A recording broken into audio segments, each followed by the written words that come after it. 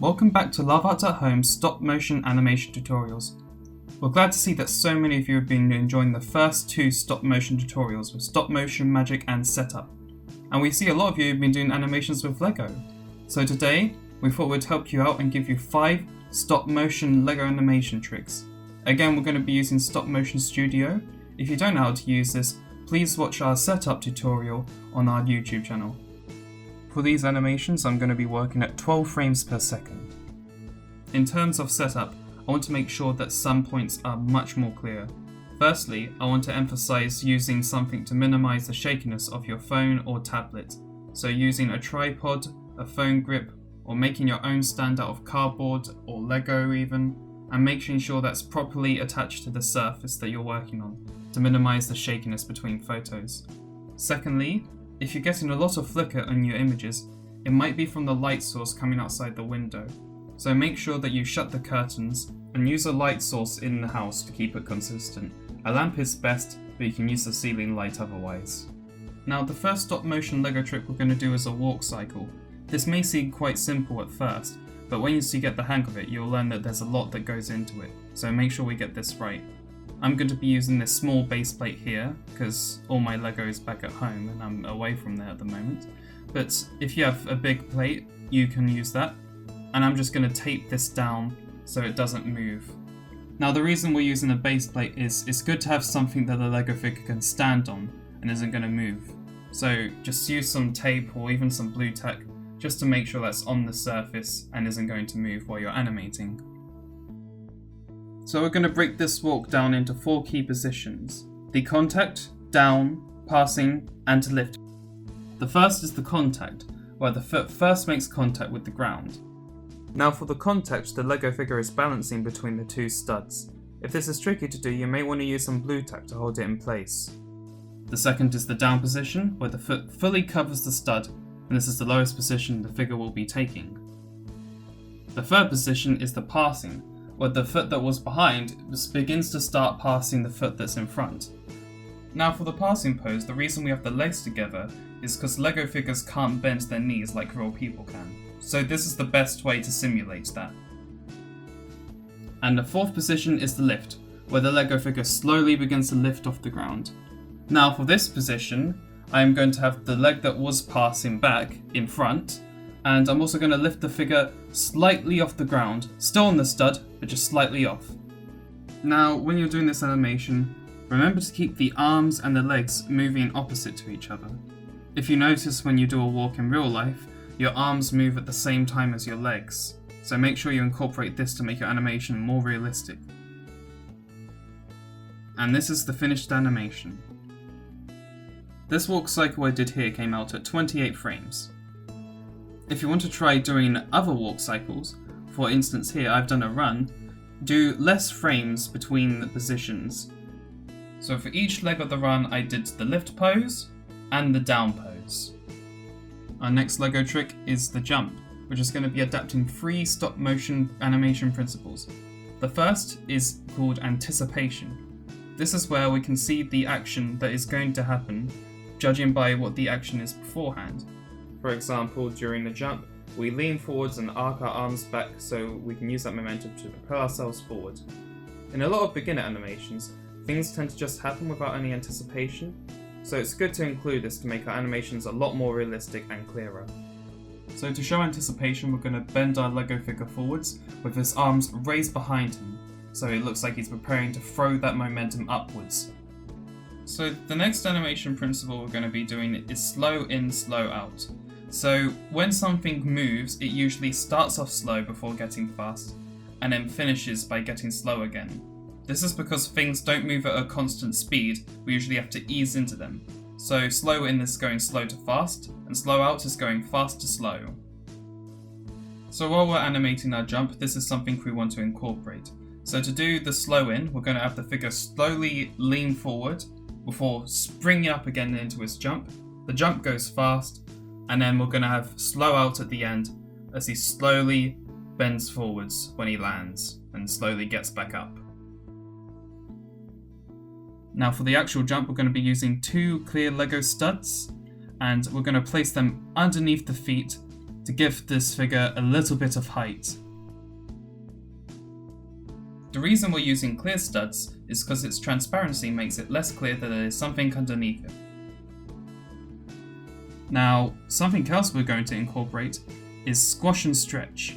Now, the idea behind this is, as something goes up or falls down at high velocity, it tends to stretch out, but when it makes impact with a surface, it squashes from the force of that impact. As you can see on this ball here, it stretches when it's going down and up, and squashes when it makes impact. Now, it may not seem possible to do this with a Lego figure, but we are going to try and simulate it a bit. Now, the way we're going to do this is to just separate the body and the legs ever so slightly, so it looks like this Lego figure is stretching up as it jumps up from all the force it's putting up. So again, make sure that clear stud is underneath his foot, and I like to arc my figure slightly forward with his arms raised so it looks like it's fully going for that jump. Then, for the next photo, we want to make it a little bit higher, so we'll make this 2 studs higher and put the figure on top. Now we can stop him stretching as he's gotten to the center, the highest point, and make sure his body is nice and level in the middle. Then again, with the next position, remove a stud, place him back, and just make sure we stretch him again as he's going down and is about to impact with the floor. Alright, now we can remove the studs because he's going to make impact, and just to show that he's impacting with it, we're going to have him lower as he hits the ground. And after he's landed, we can use slow out to show him getting back up. Make sure to also move the arms to his side, nice and relaxed. Okay, and this is how the animation came out. Now this came out at 20 frames, but as you get more advanced, you can try different tricks and different jumps, and you can use wire to make the jumps even higher and do stuff like backflips. Okay, so our third animation trick is going to be how to make a Lego figure fly. So what we're going to do for this animation is just have this Lego figure arc through the city. So what we're going to do firstly is get some wire. Make sure it's quite thick so it's sturdy and doesn't flop around, but also make sure you can bend it through the Lego figure's legs, like so. If this is too difficult, you can always use some blue tack on the Lego figure's back and attach some wire to that. Now using the wire, we're going to dangle Batman across the city, doing an arcing motion through it. Now make sure you angle Batman's body down as he's going down, and make sure you angle the figure's body up as it goes up. So it should look like this. So this animation came out at 15 frames. Now as you get more advanced, you'll be able to remove the wire, but since we're just starting out, having the wire visible is okay. You can also use this trick to make Batman glide through an infinite city, but you'll learn more about looping backgrounds in the next trick. Our fourth trick is how to make a car drive through a big city when you haven't got much space. So here I've got a few Lego buildings and a Lego bike, and I want to have a scene where the bike is driving through the city. However, you may only have a few Lego buildings or not a lot of space. There's a trick you can do here. Instead of moving the bike, we're going to be moving the buildings back instead. So firstly, I'm going to mark a line with tape, and I'm also going to mark 2 spots at the end of each building where they're going to go.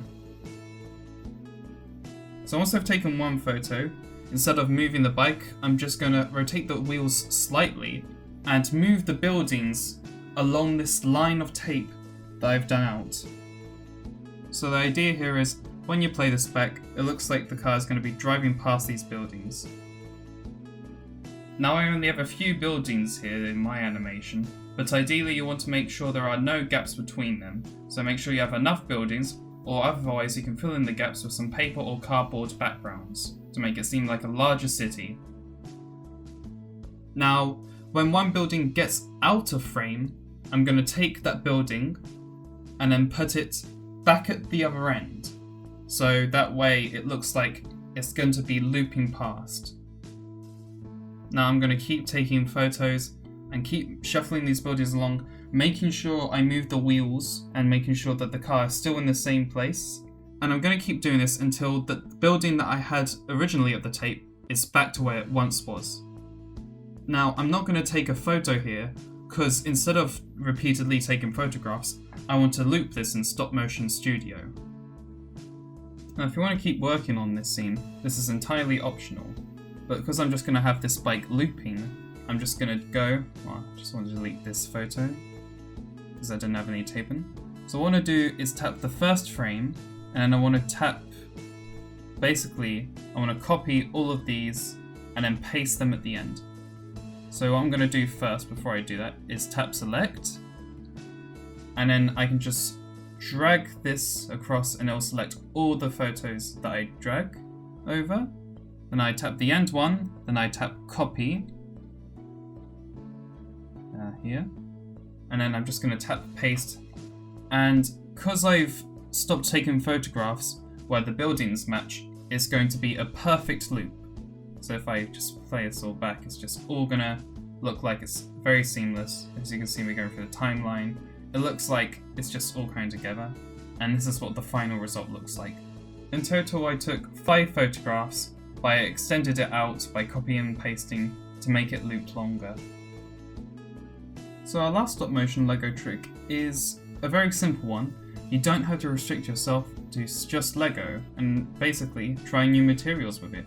So I'm going to just try some plasticine, and I'm going to use it to form a giant alien ball that rolls this person up. Now you don't have to do a giant ball, you can do anything. I just think plasticine is such a fun material to work with Lego, because you can make such varied shapes. You can even make like aliens, like an alien invasion stop motion Lego film. Just something that's otherworldly to the world of Lego invading. So I can just have a ball rolling up the Joker here. Now just be careful with using plasticine, because the Lego does tend to get lots of plasticine stuck in its joints, so it's quite a clean-up job.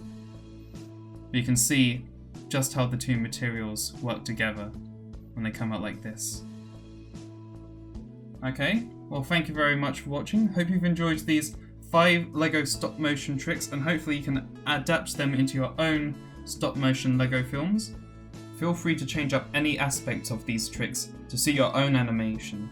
We can't wait to see what you make. Okay, thanks for watching and have a good week.